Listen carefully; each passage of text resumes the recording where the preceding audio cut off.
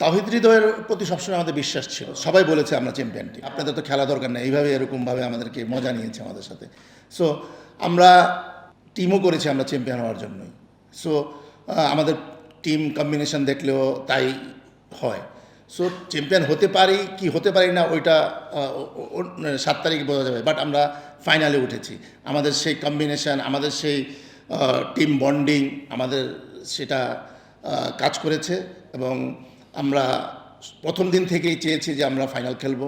ইনশাল্লাহ আমরা সেইভাবে সেই লক্ষ্যে এগিয়েছি এবং আমরা যেতে পেরেছি। তাওহিদ হৃদয়ের প্রতি সবসময় আমাদের বিশ্বাস ছিল এবং আমরা যখন ড্রাফটে তাকে নিয়েছি সে এখন বাংলাদেশ টিমের one of the best batsman.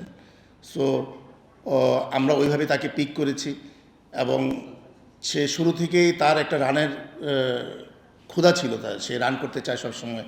So আমরা তাকে সবসময় ব্যাক করার চেষ্টা করেছি এবং সে লাস্ট ম্যাচে সে রান করেছে। এছাড়া সে যেহেতু ডিমোরালাইজ না হয় বা কোনো কিছু না হয়, সো সেইটা আমরা আমাদের তরফ থেকে চেষ্টা করেছি যে তুমি যে কোনো সময় রান করবে এবং সে তার নিজের উদ্যোগেই সে এটা কিভাবে কোন প্রসেসে সে রান করলে রান করা যাবে সে নিজেই প্রসেসটা বের করেছে এবং আমরা তাকে প্র্যাকটিসে বা অন্যভাবে মেন্টালি আমরা সাপোর্ট করে দেওয়ার চেষ্টা করছি এবং আলহামদুলিল্লাহ সে সাকসেস হয়েছে। শান্ত আমাদের টিমে ছিল, আমরা তাদেরকে খেলিয়েছি শুরুর দিকে, হয়তো তার রান করতে পারেনি। সো আমাদের টিমে অনেক প্লেয়ারই আছে যারা একটা ম্যাচও খেলেনি।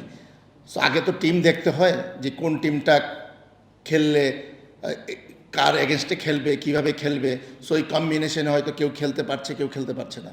সো বিচার্য বিষয় হলো যে টিম কোন ফরম্যাটে বা কোন টিমে গেলে টিম রেজাল্ট করবে। সো টিম আগে সেইটাই চিন্তা করে। ভাই দুই ফরম্যাটের খেলা। হ্যাঁ, একটা হলো একটা টি-20 খেলবে আর একটা 50 ওভার্স খেলবে। সো দুইটার খেলাই আলাদা।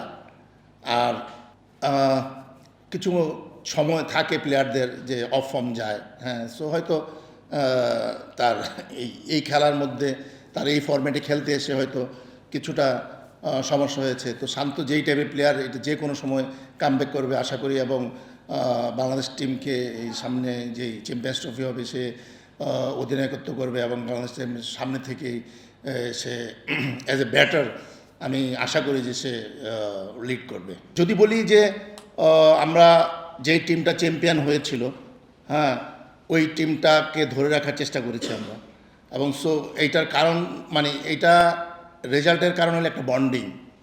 সো এই বন্ডিংটা খুব ইম্পর্টেন্ট। একটা টিমের প্রতি ফিলিংস কাজ করে সবার যখন খেলতে আসে। হ্যাঁ, সো এই দরদ থেকেই একটা টিমের রেজাল্ট বের হয়। সো দেখবেন যে ম্যাক্সিমাম খেলোয়াড়ই গতবার যারা খেলেছে এই বছর তারাই আছেন। সো এইটা একটা কারণ যে টিম ফাইনালে খেলার।